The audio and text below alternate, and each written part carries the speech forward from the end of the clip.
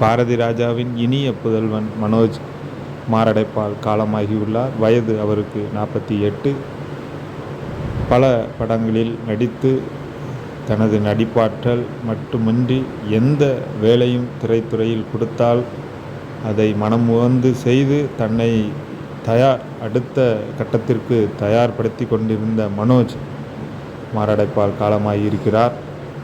அவருக்கு ஏற்கனவே இருதய அறுவை சிகிச்சை மேற்கொள்ளப்பட்டு தொடர் சிகிச்சையில் இருக்கும்போது திடீரென உயிர் பிரிந்திருக்கிறது. இந்த உயிரிழப்பை யாராலும் ஏற்றுக்கொள்ள முடியாத ஒரு இழப்பு. தந்தை மகன் என்கின்ற போது பெரிய மீளா துயர். ஏற்கனவே வயது சென்ற தந்தை இந்த இழப்பை எப்படி அவர் தாங்கிக் கொள்ளப் போகிறார் என்பது தெரியவில்லை.